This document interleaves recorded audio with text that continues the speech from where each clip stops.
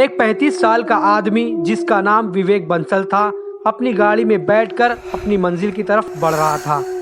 रात का समय, चारों तरफ अंधेरा था। उसकी गाड़ी की हेडलाइट ही रास्ते में रोशनी फैला रही थी। विवेक हाई स्पीड के साथ गाड़ी ड्राइव कर रहा था, क्योंकि आज घर वापस लौटने में उसको काफ़ी देर हो गई थी। गाड़ी ड्राइव करते हुए अचानक उसकी गाड़ी के सामने एक लड़की आ गई। इससे पहले कि वो ब्रेक मारकर उस लड़की को बचाने में सफल हो पाता, तब तक बहुत देर हो चुकी थी। जरा भी मौका ना मिला। लड़की को गाड़ी से भयंकर टक्कर लगी। टक्कर इतनी भयानक थी कि वो अपनी जगह से उछलकर दूर जा गिरी। गाड़ी रोककर विवेक बाहर आया और एक्सीडेंट में जख्मी होकर सड़क पर गिरी लड़की की ओर दौड़ पड़ा। लड़की के करीब पहुंचते ही उसने देखा कि वो बुरी तरीके से जख्मी हो गई है। उसका चेहरा पूरी तरीके से खून से सन गया था। लहूलुहान हो जाने के साथ वो लड़की बहुत ही बुरी हालत में थी। विवेक ने जल्दी से उसकी नब्ज चेक की, दिल की धड़कनों को चेक किया। वो जिंदा थी। लड़की को जिंदा देख विवेक ने झट से अपने मोबाइल फोन से हॉस्पिटल में फोन किया और एम्बुलेंस को बुलाया। एम्बुलेंस का इंतजार करते हुए वो इधर उधर देखता रहा। फिर बाद में उसने सड़क पर जख्मी लड़की की ओर नजर डाली। जैसे ही उसने लड़की की तरफ देखा तो उसकी आंखें फटी की फटी रह गई। वो लड़की गायब हो चुकी थी। विवेक हैरान परेशान था कि आखिर गई तो गई कहाँ। और इस हालत में, जिस हालत में कोई भी इंसान जख्मी होने के बाद अपनी जगह से 1 इंच हिल भी नहीं सकता, वो इतनी गंभीर हालत में उठकर कैसे जा सकती है। सोच सोच कर उसका दिमाग लगातार उलझनों में गिरफ्त होते चला गया। कुछ भी समझ में ना आने के बाद वो वापस अपनी गाड़ी में आ गया और घर के लिए रवाना हो गया। विवेक उसी लड़की के बारे में सोचता हुआ घर पहुंचा, जो उसकी कार से घायल होने के बाद अचानक गायब हो गई।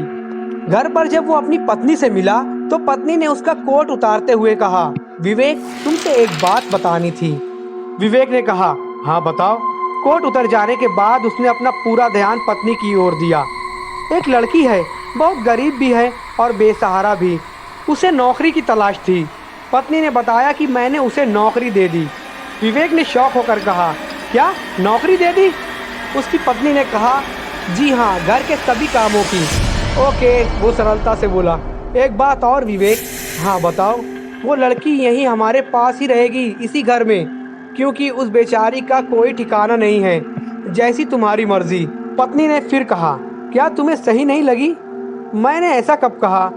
पर तुम सही ढंग से मेरी बात का जवाब भी तो नहीं दे रहे हो विवेक। विवेक ने कहा, वो दरअसल आज मैं बहुत थक चुका हूँ। ऑफिस में काम ज़्यादा था। बाकी तुम्हारी किसी भी मर्जी पर मुझे बिल्कुल भी एतराज़ नहीं। विवेक ने मुस्कुरा कर कहा। उसकी पत्नी ने भी मुस्कुराते हुए कहा, आओ, मैं तुम्हें उस लड़की से मिलवा देती हूँ। वो विवेक का हाथ थाम उसे किचन की तरफ ले गई। जिस लड़की को उसने अपने घर में नौकरी दी थी, वो किचन में बर्तन धो रही थी। उस लड़की के सामने विवेक को लाते हुए वो बोली, शालिनी। शालिनी ने अपनी आंखें उठाई और विवेक को और उसकी पत्नी को देखने लगी। विवेक की वाइफ ने उनका तारुफ कराते हुए कहा कि ये है मेरे पति। लड़की ने धीरे से कहा, जी, ये शालिनी है। वो विवेक से बोली, आज से हमारे घर का सारा काम यही करेगी। विवेक शालिनी की तरफ देखकर मुस्कुरा रहा था। उसके बाद दोनों पति पत्नी वहां से चले गए। शालिनी के होठों पर हल्की सी मुस्कुराहट सजी। उसने नल खोला तो पानी की जगह खून उसमें से बहने लगा। नल से बहते खून की धार में अपने हाथों को भिगाते हुए शालिनी ने जोर से ठहाका लगाया, मैं सबको मार डालूंगी। असलियत में शालिनी वही लड़की थी जो विवेक की गाड़ी से टकराकर बुरी तरीके से जख्मी हो गई थी। विवेक उसे इसलिए नहीं पहचान पाया था क्योंकि उसने अपना रूप बदल लिया था। शालिनी इंसान नहीं थी, दरअसल वो एक भटकती आत्मा थी। शालिनी की मौत एक दुर्घटना में हो जाने के कारण उसकी आत्मा पिछले 3 सालों से भटक रही थी। वो पिछले 3 सालों से उसी जगह भटक रही थी जहां विवेक की गाड़ी से उसका एक्सीडेंट हुआ था। रात के 1 बजे का समय था। विवेक वो उसकी पत्नी दोनों ही गहरी नींद में सो रहे थे। पत्नी को सुनाई दिया कि कोई किचन में बर्तनों के साथ छेड़छाड़ कर रहा है। बर्तनों की आवाज़ कान में पड़ने के बाद वो जाग गई थी, मगर जल्द ही फिर से सोने की कोशिश करने लगी। तकरीबन 30 मिनट गुजर गए। बर्तनों की आवाज़ बराबर आती रही। तंग आकर वो उठी और किचन की तरफ चल दी। किचन में आकर उसने देखा कि शालिनी बर्तन धो रही थी। उसकी तरफ शालिनी की पीठ थी। वो बोली, इतनी रात गए तुम बर्तन क्यों धो रही हो? जवाब में शालिनी ने कुछ न कहा। वो बर्तन बराबर धोती रही। तुम कुछ बोल क्यों नहीं रही हो शालिनी? कहते कहते वो शालिनी के करीब चली गई, उसके बराबर में आकर खड़ी हो गई। लेकिन शालिनी फिर भी खामोश ही रही। उसकी खामोशी से परेशान आकर वो जरा तेज आवाज में बोली, कुछ तो कहो। इसी के साथ शालिनी ने अपना चेहरा उसकी तरफ घुमा दिया। शालिनी की आंखों को देख विवेक की पत्नी बुरी तरीके से डर गई। उसकी हलक से आवाज तक नहीं निकल पाई। वो स्लेब पकड़कर अपनी जगह पे ज्यों की त्यों खड़ी रह गई। दरअसल शालिनी की आंखें सफेद बल्ब की मानिंद चमक रही थी। शालिनी ने विवेक की पत्नी का एक ही झटके में गला दबा दिया।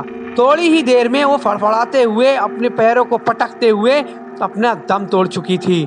उसे खत्म करते ही शालिनी विवेक के पास पहुंची। विवेक सो रहा था, वो उसके करीब लेट गई।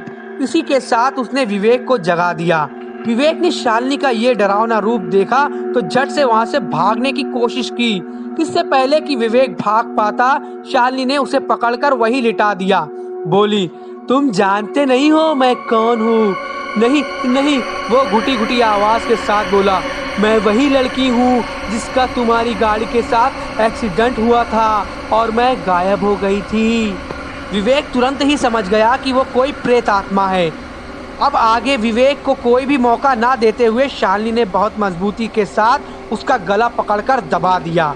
विवेक भी अपनी पत्नी की तरह फड़फड़ाते हुए दम तोड़ने के सिवा कुछ ना कर सका। दोनों को मौत की नींद सुलाने के बाद शालिनी फिर से अपने नए शिकार के लिए अपने ठिकाने पर पहुंच गई। तो दोस्तों, ये वीडियो अगर आपको पसंद आए तो इसे लाइक करें और प्लीज़ जरूर करें।